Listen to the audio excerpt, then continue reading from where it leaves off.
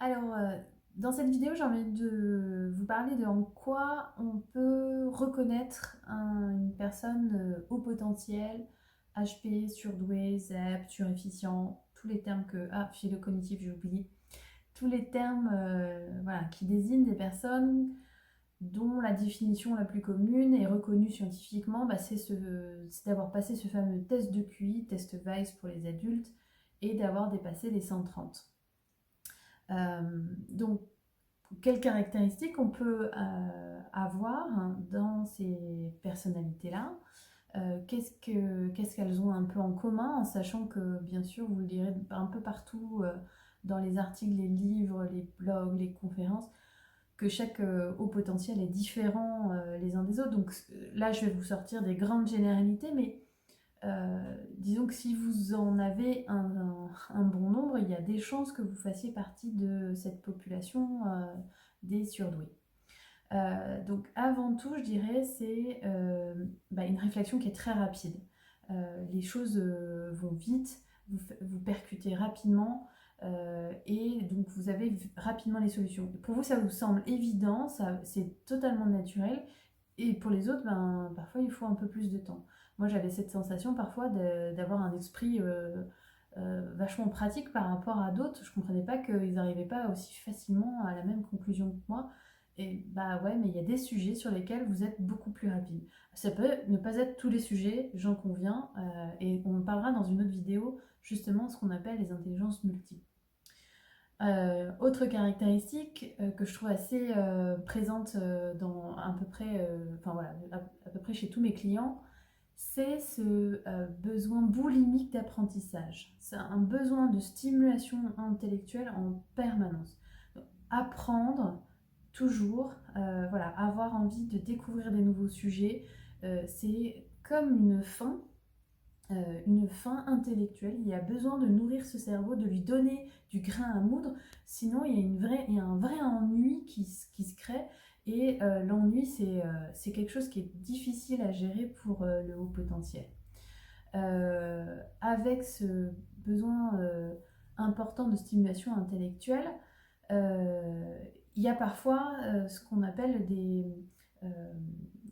voilà, des façons de faire un peu comme les multipotentiels, c'est-à-dire que vous allez aller sur un sujet, le traiter de façon boulimique en lisant 3 livres, en regardant 14 conférences, voilà, en essayant tout ce qui est possible de faire. Et puis, quand tout ce qu'il y avait à apprendre a été appris, le sujet va petit à petit ne plus vous intéresser et, voilà, et il faudra passer à autre chose. Donc les multipotentiels, on en parle dans un autre module, mais c'est assez fréquent chez les personnes au potentiel. Parfois, avec ce cerveau qui va très vite, il y a un des aspects de la réflexion qui passe en arrière-plan, qui est inconscient. Et du coup, on n'a pas forcément accès au processus qui nous a menés jusqu'à la conclusion. Et donc là, on peut se sentir très bête parce qu'on sait comment les choses vont se passer. On en a une intuition qui est extrêmement forte, hein, tout simplement parce que notre cerveau capte plus de messages, nos sens sont plus en alerte, donc il y a finalement beaucoup plus d'intuition, mais on ne peut pas expliquer pourquoi. Et alors c'est ce qu'on appelle le phénomène de Cassandre, hein, Cassandre qui était dans la mythologie grecque celle qui avait le don de voyance, mais qui avait été maudit par un des dieux parce qu'elle n'avait pas voulu céder en ses faveurs. Et du coup, elle avait été maudite, elle ne pouvait pas être crue par ses contemporains. Et donc c'est un peu ce qui se passe parfois en entreprise pour les hauts potentiels, c'est que vous savez comment les choses vont se passer, vous ne savez pas pourquoi, parce que vous n'avez pas accès à cette information-là, et donc personne ne vous croit. Puis comme vous le dites hyper tôt, hyper en avance, tout le monde va l'oublier. Et le jour où ça se passe comme vous l'aviez senti, plus personne se souvient que vous aviez eu ça en tête. Donc ça peut être aussi très déstabilisant.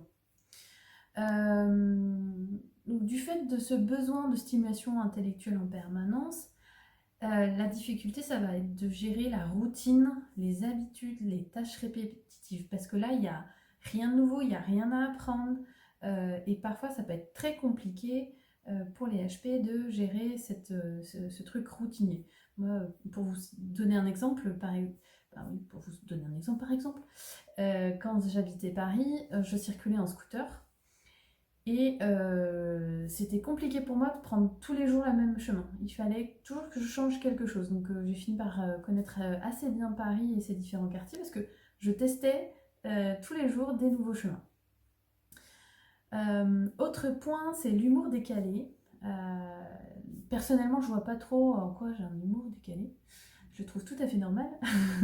Mais c'est quelque chose qui semble assez répandu, cet humour décalé. Il y a d'ailleurs pas mal d'humoristes connus qui sont au potentiel. Dans un de mes articles, je citais Desproges, qui a même fait un sketch sur le sujet de moi j'ai un QI de 130.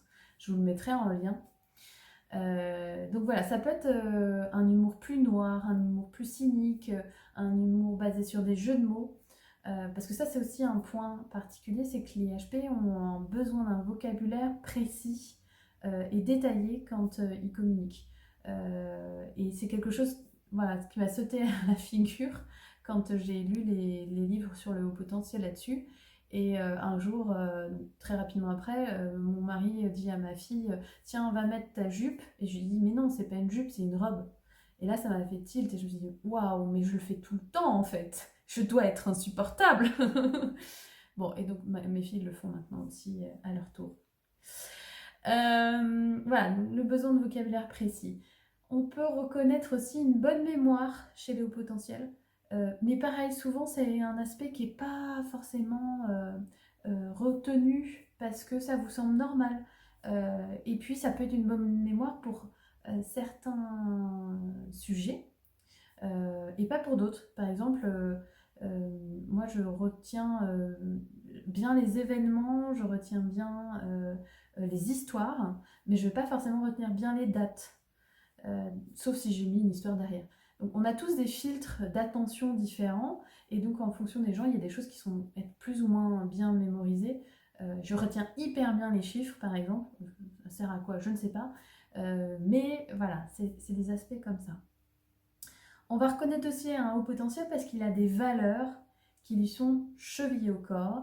Et quand ces valeurs sont pas respectées, quand elles ne sont pas respectées, ça devient très compliqué pour lui. Alors bien sûr, il y a une part des surdoués qui essayent de beaucoup s'adapter et ne pas entendre leurs valeurs, mais c'est là où ça devient destructeur et très compliqué en entreprise de rester longtemps. Et la plupart de mes clients, quand ils arrivent vers moi, c'est parce que pendant trop longtemps, ils ont essayé de ne pas écouter leurs valeurs, alors qu'elles sont là et qu'elles leur crient qu'elles ne sont pas nourries. Et on reviendra sur le sujet des valeurs dans un prochain module. On les reconnaît aussi avec ce besoin de contribution auprès de la société qui est très très fort, qui est très important. C'est-à-dire, il y a vraiment ce sentiment d'avoir besoin d'être utile pour les autres. Ce qui n'est pas le cas de tout le monde. Tout le monde n'a pas ce besoin d'être utile, mais chez les HP, il est très très répandu. Avec ça, il y a la recherche de sens, parce qu'on peut être utile, mais il faut que ça ait un sens et qu'il y ait cette sensation de progrès. Il y a le progrès, il y a la contribution auprès des autres. Voilà, donc un HP, il aura aussi besoin de voir qu'il s'améliore chaque jour. Stagner, c'est pas possible. Stagner, c'est trop compliqué. Voilà, on ne vit pas bien l'idée de stagner. Il y a toujours cette recherche par l'apprentissage, par des nouveautés, d'aller comprendre des nouvelles choses et de grandir. Autre point que je trouve aussi assez flagrant chez les HP, c'est cette capacité avec très peu d'éléments d'avoir une vision globale de la situation. Souvent, ce sont des gens qui sont très bons pour analyser et voir où est-ce que ça ne va pas dans le système.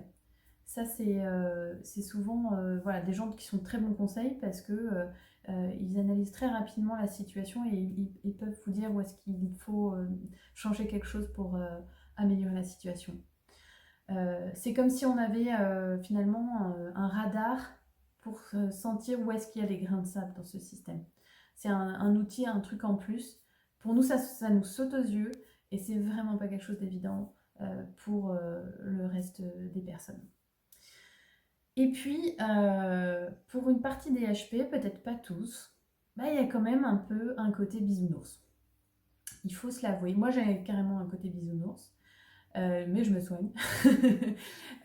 C'est-à-dire, ça va se révéler par le côté un peu idéaliste, par les valeurs, un gros besoin de justice. Moi, par exemple, je comprends pas qu'on puisse être méchant. C'est quelque chose, ça me semble complètement incroyable. Je ne comprends pas. J'ai tellement la sensation que les humains euh, peuvent être des belles personnes. Je ne comprends pas qu'on puisse faire du mal sciemment. Bon, enfin, si, je comprends hein, qu'il y a des gens, mais je vais toujours essayer de comprendre ce qui se passe pour la personne pour qu'elle en soit arrivée là. Mon mari dirait que je cherche des excuses, mais c'est plutôt que je vais essayer de comprendre ce qui se passe. Tiens, d'ailleurs, autre caractéristique, dans l'analyse permanente, il y a ce côté-là, en fait, je veux comprendre. Et beaucoup de choses passent par l'intellectuel. On va pouvoir assimiler quelque chose que seulement si on la comprend. Et donc ça fait des gens qui sont souvent déconnectés de leur corps parce que il y a une telle activité au niveau du mental, du cerveau, qu'on peut être déconnecté des émotions. Encore plus si avec le haut potentiel, il y a l'aspect d'hypersensibilité. Alors, est-ce que tout haut potentiel est hypersensible? C'est encore un autre débat. Je vais en parler dans une autre vidéo.